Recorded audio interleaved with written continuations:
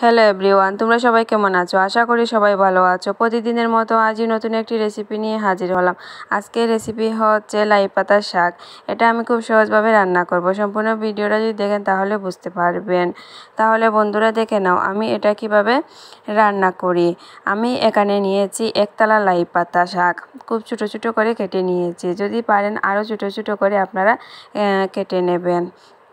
আর নিয়েছি পেঁয়াজ কুচি, রসুন কুচি। এখন এগুলো রান্না করব। রান্না করার জন্য গরম তেলের মধ্যে দিয়ে দিলাম প্রথমে রসুন কুচি, তারপর এগুলো কিছুক্ষণ ভেজে নেব। ভাজাটা হয়ে গেলে এর মধ্যে দিয়ে দেব পেঁয়াজ কুচি। পেঁয়াজ কুচিটাও কিছুক্ষণ ভেজে নেব। তারপর আমি এটার মধ্যে দিয়ে দেব কাঁচামরিচ। কাঁচামরিচ দিয়ে আরও বেশ কিছুক্ষণ ভেজে নেব। এটার মধ্যে আমি গুঁড়ামরিচ অ্যাড করব না, তার জন্য এটার মধ্যে কাঁচামরিচ দিয়ে দিলাম। এরপর কিছুক্ষণ এটা ভেজে নেব। ভাজাটা আমার হয়ে গেছে। এর মধ্যে আমি দিয়ে দিলাম লাই পাতা শাকগুলো, দিয়ে এগুলো খুব ভালোভাবে এখন ভেজে নেব। দেখেন ভাজানোর মাধ্যমে একদম মজে যাবে। দেখেন কিছুক্ষণ ভাজার পর একটু হয়ে গেছে এই শাক।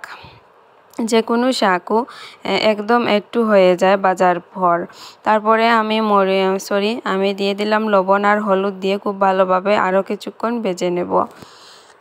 দেখেন আমি আরও কিছুক্ষণ ভেজে নিয়েছি। আমার ভাজিটা অলরেডি শেষ। এখন আমি নামিয়ে নেব। বন্ধুরা, আমার এই ভিডিওটা যদি আপনাদের কাছে ভালো লাগে থাকে অবশ্যই লাইক কমেন্ট করবেন। ধন্যবাদ সবাই।